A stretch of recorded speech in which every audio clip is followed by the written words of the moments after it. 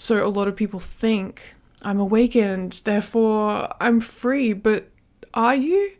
Are you free from the need for validation, from your need to be right, your attachment to status, your fear of rejection, your desire to be seen as spiritually evolved, your unconscious biases, your trauma responses? Is all of that still there? Because you can have a non-dual awakening and still have a completely unexamined ego. Okay, I think this has to be said once and for all. Realizing non-duality is not the same thing as becoming enlightened. Realizing oneness is not the same thing as embodying oneness. You can have a profound spiritual experience. You can realize that there is absolutely no separation. You can intellectually have this understanding. You can experience this. You can experience yourself as consciousness, as God, as the universe, whatever language tickles your fancy. But are you then going back to your daily life still reacting from conditioning? Are you still getting triggered? Are you still judging people?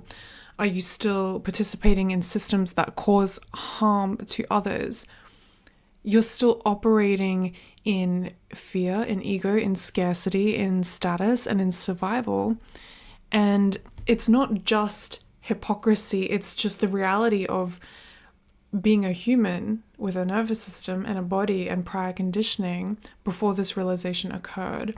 So there's a level of undoing and unraveling all that you once were, even after pure non-dual realization. I hope this is making sense. Stick with me. There's a distinction between seeing what is the truth and then acting upon the truth. There's a difference between seeing and embodying. So having the insight isn't the same as living the insight. You can see the truth without being able to consistently live from it. And non-duality can be realized in a moment, but the embodiment of it is something you have to continually practice, continually engage in until it becomes. And that's why all of these ancient traditions and wisdom teachings have embodiment practices. They have meditation, they have yoga, they have right ways of thinking, wrong ways of thinking to encourage the actual practice. It's not a fake it till you make it, it's practice it till you become it. So if you truly see someone as not separate from you, ask yourself these questions. How am I treating you? How do I speak to you? How do I respond when you hurt me? How do I treat someone who has nothing to offer me? How do I treat people when they disagree with me? Because that's really where the rubber meets the road, isn't it? It's not in the meditation room. It's not being by yourself off in a mountain. It's very easy to be at peace in a state like that. It's not a peak experience. It's not a psychedelic experience. It's in your relationships. It's in the everyday moment to moment. It's in your choices. It's in how you behave when you're triggered. And, you can go ahead and say, this is all just happening. This is no free will exists, but this is free will existing. A choice appears, a door appears. Again, you must be able to balance the paradox and two things being able to exist simultaneously, being true at once. There is no choice, and there is a person making a choice here.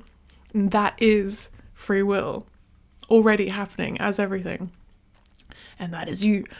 So we're born into systems that existed before we got here, right? And we are victims to these circumstances, so to speak. So there's capitalism, there's class, there's hierarchy, there's racism, consumerism, whatever systems you believe are harmful. And we don't just consciously choose to participate in them. We're conditioned into them from birth. You need money to survive. You need a job, housing, food. You need to participate in the economy to a degree. You have the systems that are available to you. Even if you recognize their flaws, they're here. So the awareness doesn't necessarily mean you can walk away from the system tomorrow, but awareness means you can start to see the system you're inside of, start to dismantle it, start to break it down, and piece by piece recognize what we're really in at the moment. So a lot of people think, I'm awakened, therefore I'm free, but are you? Are you free from the need for validation, from your need to be right, your attachment to status, your fear of rejection, your desire to be seen as spiritually evolved, your unconscious biases, your trauma responses? Is all of that still there? Because you can have a non-dual awakening and still have a completely unexamined ego. You can talk about oneness while treating people terribly. You can talk about love while being cruel. You can talk about consciousness while being completely unconscious in your everyday behavior. So awakening doesn't remove your conditioning overnight. It gives you the possibility of seeing through your conditioning, understanding it to its core.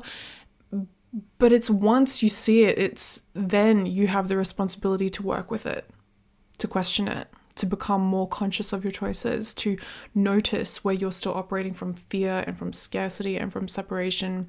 Maybe enlightenment isn't about becoming some perfect, untouchable person who transcends all of the lovely human experiences we have here. Maybe it's about becoming just increasingly conscious of the ways in which you are unconscious.